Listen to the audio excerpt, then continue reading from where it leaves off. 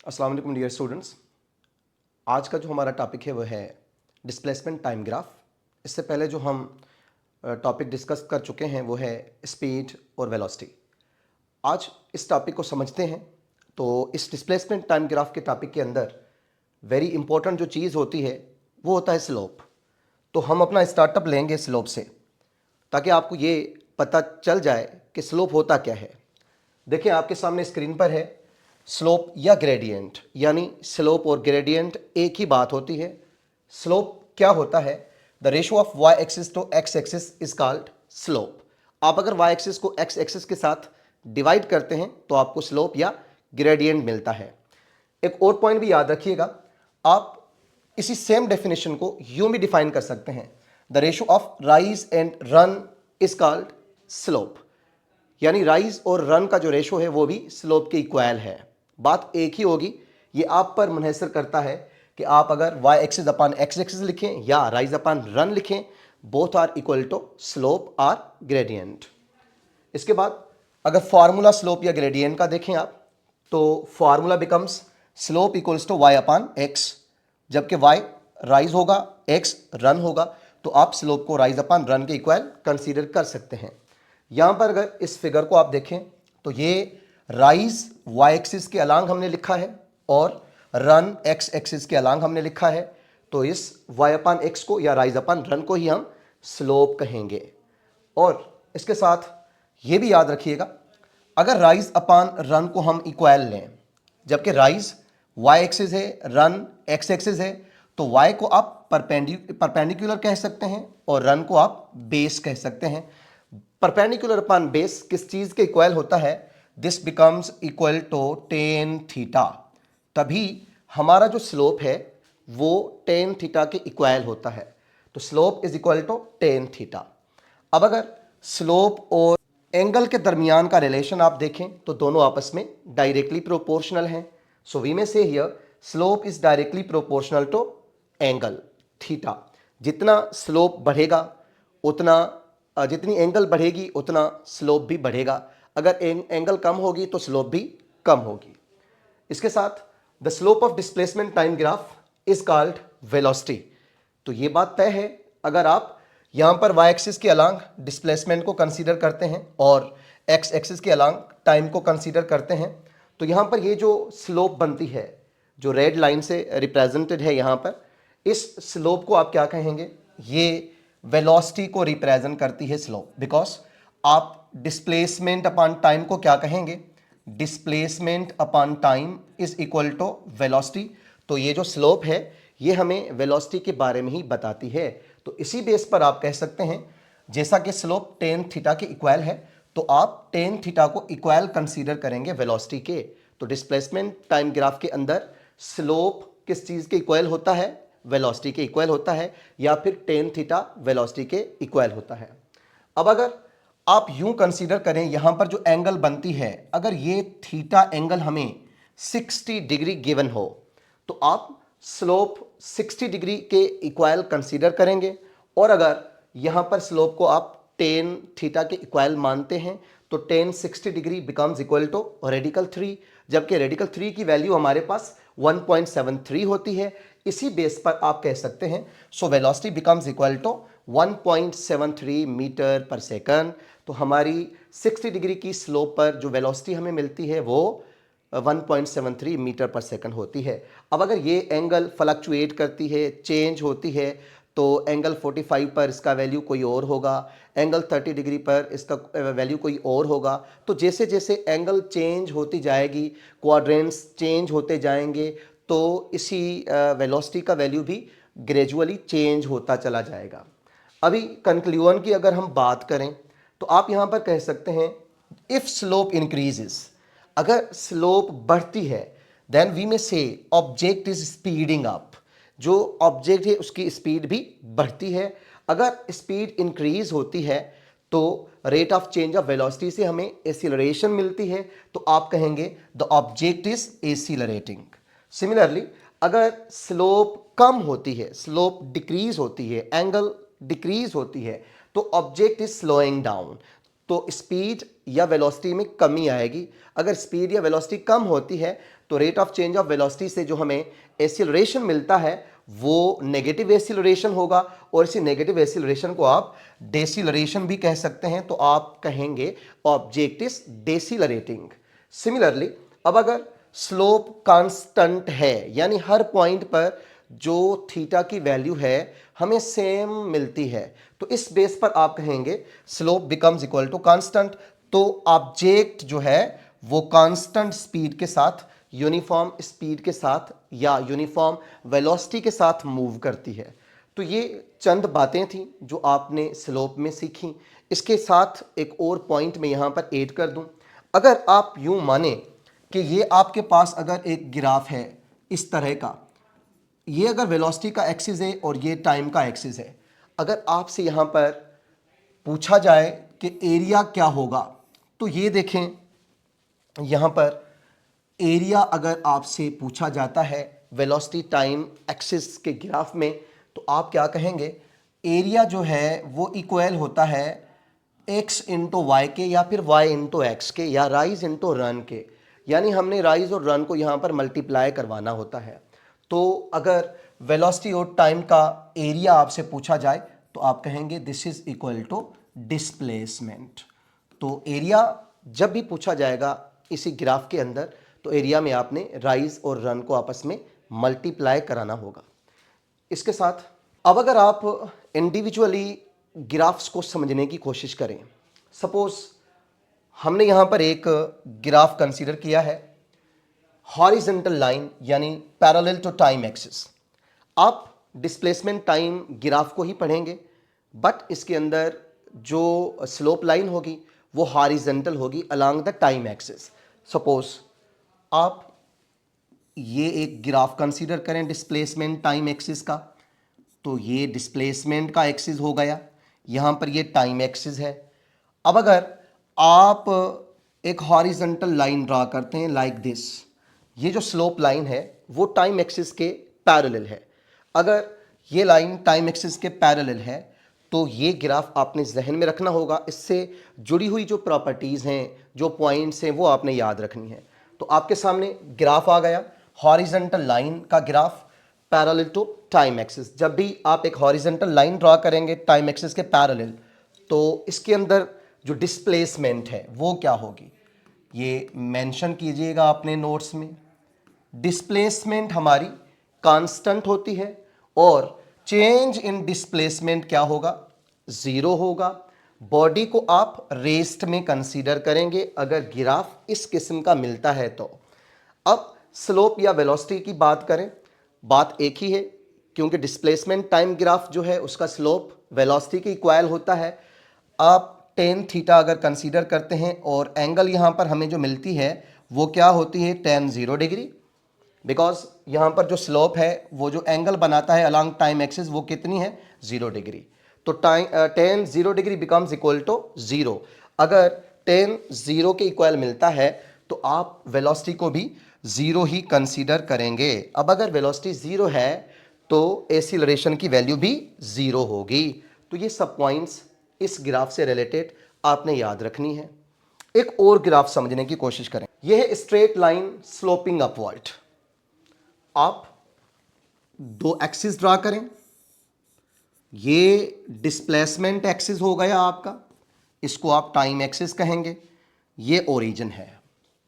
अब ओरिजिन से हमें कहा गया है straight line with positive slope, तो यहां पर जो हमें लाइन मिलती है इस तरह, तो ये एक स्ट्रेट लाइन ग्राफ हमें हासिल होता है।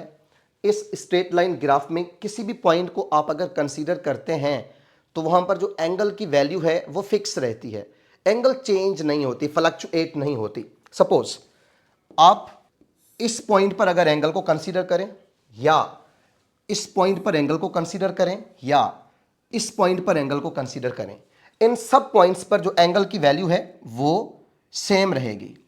तो यहां पर देखें जो एंगल बनती है थीटा, यहां पर भी जो एंगल थीटा बनती है और यहां पर भी जो एंगल थीटा बनती है, इन सब के वैल्यूज इक्वल होते हैं, तो स्लोप इज कांस्टेंट। इस केस में जब आपको एक लाइन स्ट्रेट में मिलती है इन बिटवीन डिस्प्लेसमेंट और टाइम, तो आप डिस्प्लेसमेंट के लिए ये पॉइंट याद रखिएगा। डिस्प्लेसमेंट के लिए आप कहेंगे डिस्प्लेसमेंट इंक्रीजेज यूनिफॉर्मली।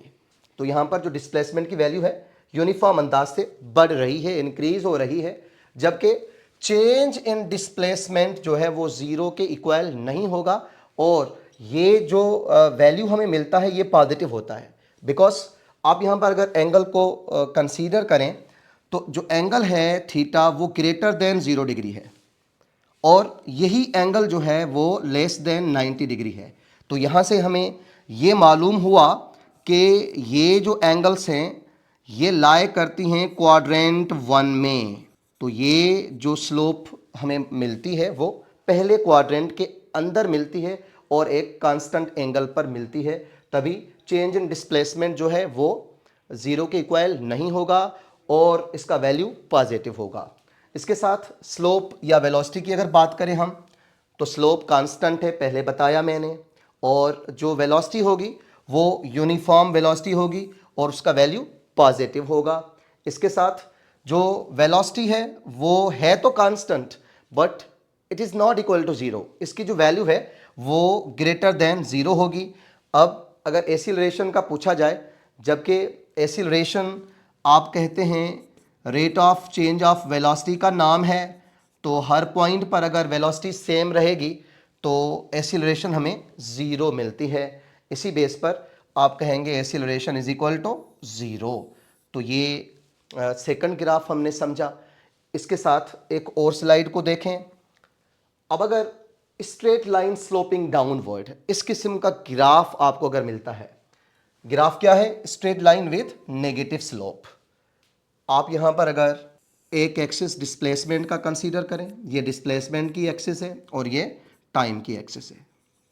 अब देखें यहां पर जो हमें ग्राफ मिलती है वो कुछ इस किस्म की होगी, लाइक दिस, जिसको आप क्या कह रहे हैं? Straight line with negative slope. ये यहां पर स्ट्रेट लाइन है, स्लोप इसका नेगेटिव है, क्योंकि अगर आप यहां पर किसी भी पॉइंट पर एंगल को कंसीडर करेंगे तो वो जो एंगल होगी it will be greater than 90 degree and this angle will be less than 180 degree. अगर एंगल 90 डिग्री से ज़्यादा है, 180 डिग्री से कम है, तो आप कह सकते हैं क्वाड्रेंट जो होगा वो क्वाड्रेंट नंबर 2 होगा, जहां पर टेन थीटा का वैल्यू हमें नेगेटिव मिलता है। तो आप अगर टेन 120 डिग्री कंसीडर करें, टेन 135 डिग्री कंसीडर करें, टेन 150 डिग्री कंसीडर करें, तो इन सब एंगल्स पर आपका जो टेन का वैल्यू होगा वो नेगेटिव होगा। अगर ये नेगेटिव है तो आप कह सकते हैं जो वेलोसिटी होगी वो भी नेगेटिव होगी। अब अगर बात करें हम यहाँ पर डिस्प्लेसमेंट की, तो डिस्प्लेसमेंट के लिए आप क्या कहेंगे? Displacement decreases uniformly. पहले जो ग्राफ था वो स्ट्रेट लाइन था, पहले क्वाड्रेंट में था, एंगल ग्रेटर देन 0 डिग्री थी और जो एंगल थी लेस देन 90 डिग्री थी। और यहाँ पर जो क्वाड्रेंट है वो सेकंड क्वाड्रेंट है। हर पॉइंट पर जो वेलोसिटी है वो हमें नेगेटिव मिलती है, बिकॉज टेन का वैल्यू नेगेटिव होता है। कोई भी एंगल हो जाए ग्रेटर देन 90 डिग्री और लेस देन 180 डिग्री, इस क्वाड्रेंट में वहाँ पर टेन की वैल्यू नेगेटिव मिलती है, जिसकी वजह से change in displacement is not equal to zero but it is negative. तो चेंज इन डिस्प्लेसमेंट का वैल्यू नेगेटिव होगा। अब स्लोप या वेलोसिटी की बात करें आप, तो स्लोप इज़ कांस्टेंट और नेगेटिव। स्लोप यहाँ पर हमें कांस्टेंट ही मिलता है और इसका वैल्यू नेगेटिव होता है। लाइकवाइज अब अगर स्लोप नेगेटिव है तो वेलोसिटी होगी यूनिफॉर्म बट नेगेटिव होगी। Uniform velocity is achieved in this graph but it's value is negative. Similarly अब अगर वेलोसिटी की बात करें, वेलोसिटी है तो कांस्टेंट बट इस कांस्टेंट का वैल्यू लेस देन 0 है। अब अगर लेस देन 0 है, वेलोसिटी है भी कांस्टेंट, तो यूनिफॉर्म वेलोसिटी के लिए आप एक्सीलरेशन को 0 कंसीडर करते हैं, तो एक्सीलरेशन हमारी क्या होगी? It is equal to 0। इसके साथ एक और स्लाइड पर आ जाएं। अब है curve sloping upward, getting steeper. Upward curve, या इसको आप कॉनकेव अप भी कह सकते हैं। एमसीक्यूज के अंदर कभी कभी कॉनकेव अप या कॉनकेव डाउन की बात आ जाती है। तो ये आपके पास अगेन डिस्प्लेसमेंट का एक्सिस हो गया और ये टाइम का एक्सिस है। यहाँ पर अगर ग्राफ आपको कुछ इस तरह मिलती है, लाइक दिस, ये अगर ग्राफ आपको इस तरह मिलती है तो इस ग्राफ को आप क्या कहेंगे? अपवर्ड कर्व या कॉनकेव अप। तो इस ग्राफ में याद रखिएगा जो डिस्प्लेसमेंट है वो क्या होगी? Displacement increases non uniformly, because ये एक कर्व है जो स्टीपर कर्व है, कॉनकेव अप कर्व है। इस कर्व के अंदर आप डिस्प्लेसमेंट हासिल करते हैं, वो डिस्प्लेसमेंट इंक्रीज होती है, बट होती क्या है? Non uniform. Non uniform and increasing displacement is obtained in such a graph. अब अगर बात करें स्लोप या वेलोसिटी की, तो स्लोप इंक्रीज हो रहा है, यहां पर ग्रेजुअली जो एंगल की वैल्यू है वो बढ़ रही है, तो स्लोप इज इंक्रीजिंग। अगर स्लोप इंक्रीज करता है then velocity also increases, so velocity is increasing, velocity यहाँ पर बढ़ रही है। और अगर velocity बढ़ती है, पॉजिटिव होती है, तो एक्सीलरेशन की वैल्यू भी ग्रेटर देन जीरो होगी और पॉजिटिव होगी। यहाँ पर जो एक्सीलरेशन इस केस में हमें मिलेगी वो होगी पॉजिटिव एक्सीलरेशन। अब इस ग्राफ को समझें।